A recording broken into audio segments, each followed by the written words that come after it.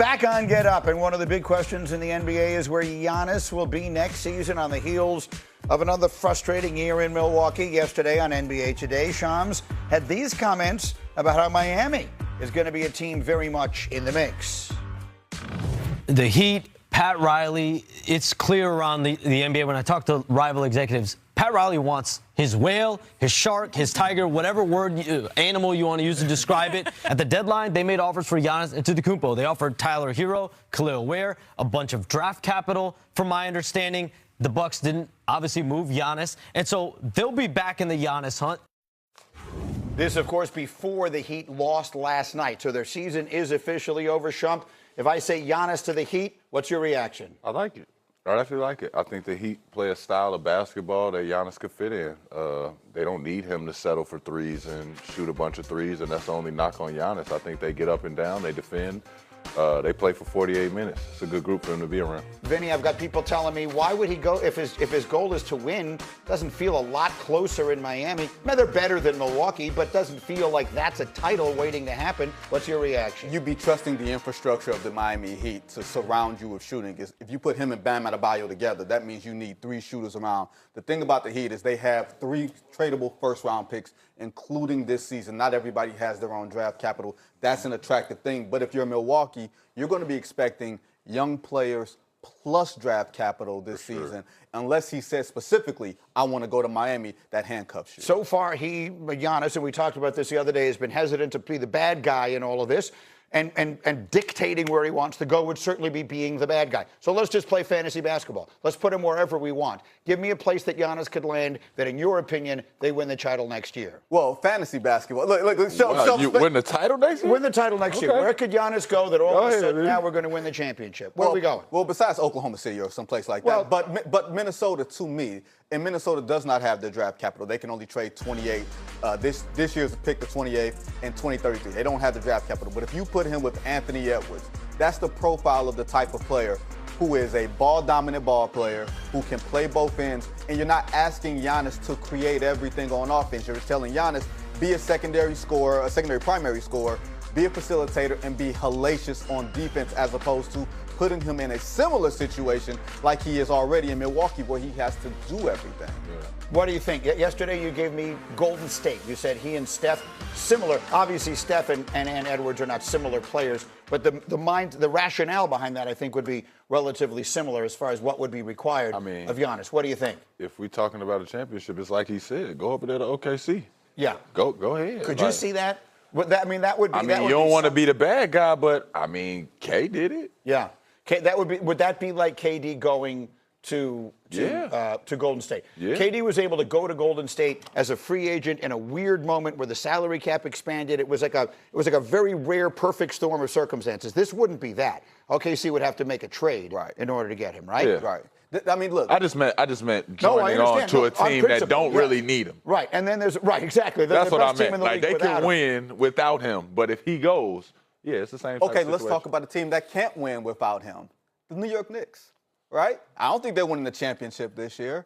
And depending on what happens in the playoffs, there could be a heightened sense of urgency to go get him. I just don't know if there's a realistic path right now. If they get knocked out in the second round by Boston, the Knicks fans are going to be clamoring for Giannis. Without a doubt. Would you like it? Would you think that would be? If they a second round exit? If they get knocked out by Boston in the second round. Then I'm part of it. You can go get him. Like, it's on a red alert, you can go get him, because y'all shouldn't be bouncing out in the second round.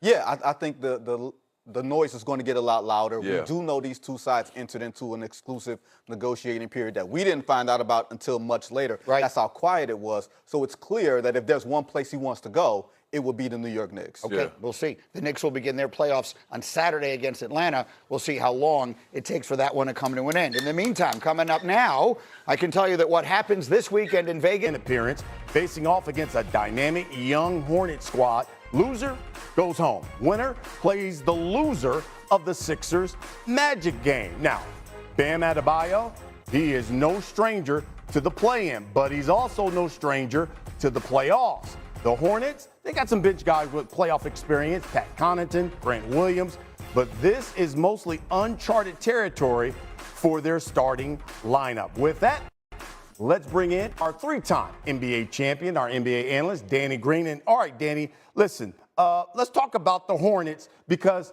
listen, they shoot the three very well. Top 5 in the league. How do you expect them to come out tonight?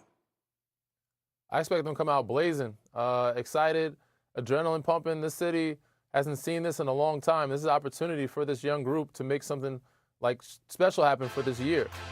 They get back in the chance to be in a playoff race. It's been almost a decade or even over a decade. And you got guys like Moussa Diabate pitching in. You know, obviously Brendan Miller, LaMelo Ball, the guys lead the charge. Con Knipple being the glue. Miles Bridges and bench production. Kobe White. This is one of the deeper teams that we've seen in Hornets history for a while. And to be able to make something special happen, they're looking to make some type of historic run like the Miami Heat has done in the past. So I'm expecting a lot of energy in the building. I'm expecting the announcers to be yelling. And I expect a really good game fought by both sides. Okay, so conversely, let's talk about the Heat. Generally known for their defense, how do you stop this hot Charlotte squad? I mean, you know, he cultured it. Spo knows what he's doing. It's got to be a chess game, and I fully expect Spo to come in and have a game plan and some philosophies to slow that group down. But for me, it's the bench production. If they're starters, I don't know who they are starting, but if those other guys can come in and pitch in, like Larson, like, you know, who else they have over there that's coming off that's playing really well? Khalil Ware. You know, they have so many different guys that can give you different numbers. Jaime Jaquez, who's a 6-man-a-year candidate. There's so many different guys that can do different things. Obviously, we expect Norman Powell, we expect Bam Adebayo, we expect Tyler Hero to put up good numbers, but those other guys are really the ones that need to step up and pitch in a lot when it comes to this team trying to overcome a Charlotte Hornets, you know, hot buzzing team. Yeah, them unsung heroes sometimes make a difference, especially in the postseason. Okay, Danny, hang tight here. Second thing you need to know is the other play-in game. The Trailblazers visit the Suns to decide the 7th seed. Winner gets a date in the first round against Wemby and the Spurs. Will the loser? They face the winner of the Clippers-Warriors in a win-or-go-home scenario on Friday. Phoenix, by the way, went 2-1 in the 3 regular season games against the Blazers. And 2 of the hottest scorers in the league face off in this 7 versus 8 game. You got Devin Booker. He averaged 31.7 points per game in the last 6 games of the regular season. That's second best behind Victor Wembanyama. And then you got the Blazers and Deni Avdija, who ranked 5th in scoring since March 30th. Okay, Danny, so besides these 2 scores, give us a player basically on each team that could take over and make a difference tonight. You know me, man, I'm very biased toward the other guys. As you can see, I talked about the bench with other groups. And these groups, I'm going to talk about those X-Factor guys. And for the Phoenix Suns, I'm looking at Dillon Brooks. I think he's the X-Factor for that group. He brings a chip on his shoulder. Guys like him, you know, Royce O'Neal, Colin Gillespie.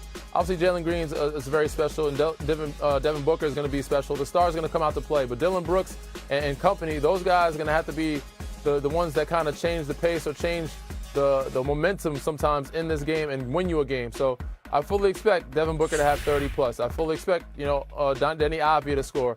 But for Portland, they're going to need guys like Toumani Camara to step up and knock down shots. Drew Holiday. Like, those 2 guys, to me, are when they're playing high-level defense and also knocking down shots, makes Portland very dangerous. And Toumani Camara has put together a really good season thus far and should be an all-defensive team type of guy. And offensively is somebody that can stretch the floor and also change the game with his shooting. By the way, the Suns are a slight favorite, 3.5, according to DraftKings Sportsbook. Danny Green, thank you, my brother. Thank you. All right, third thing you need to know. Steph Curry will be on a minutes restriction in the team's play-in game against the Clippers in Los Angeles. That comes your way on Wednesday. Warriors head coach Steve Kerr said Sunday that Curry, Kristaps Porzingis, Al Horford all will play fewer than 40 minutes. Draymond Green spoke about Curry earlier today on NBA Today. If this is Steph's last year, you're like, screw it, man. Like, forget the minutes restriction. Let's just give it all we got. This isn't Steph's last year.